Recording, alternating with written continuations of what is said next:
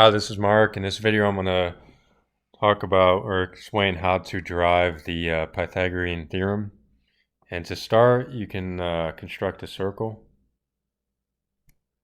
And you can draw if you draw segments, what you can do is if you draw any angle or any uh, angle from this point or the midpoint, and we let this denoted by theta. If we project this, 90 degrees, so if we were to draw a 90-degree projection, so this would be 90 degrees. What we find is this angle is also theta.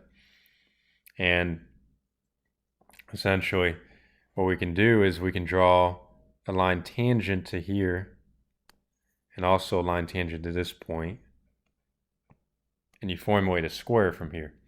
So what we could do is we could call this A, this distance A, and this distance B, and let's just call this R for the radius.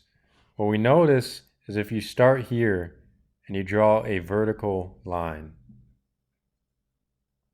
connects to here, and then you take this node right here, and we already know there's a vertical line connects here, formulates that.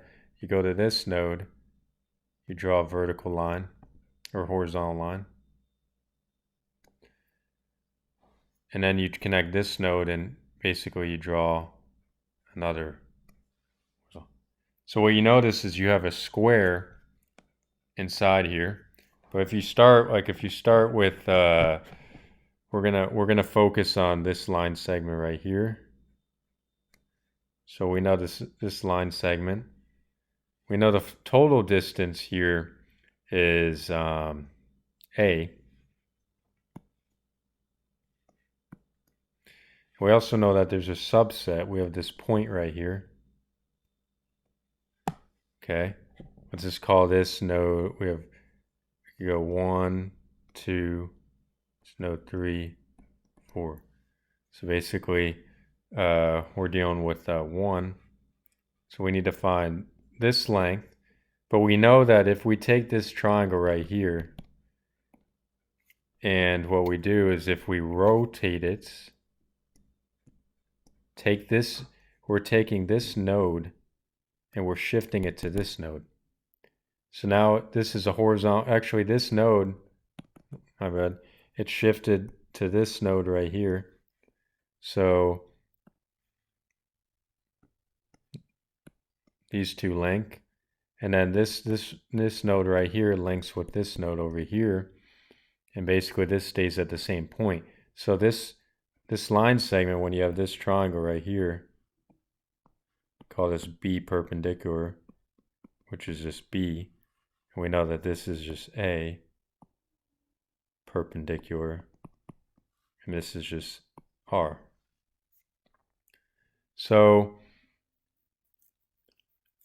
basically what we have right here, we know that this is going to be B perpendicular, which is B. So we need to find this length right here.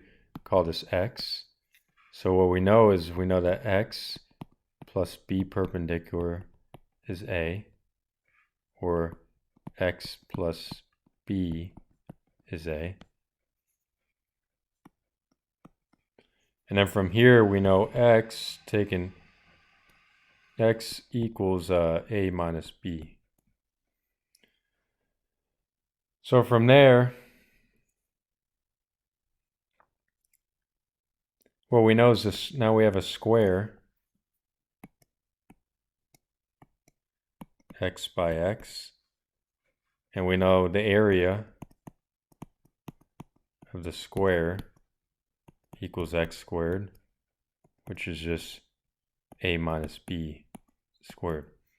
But we also know the total area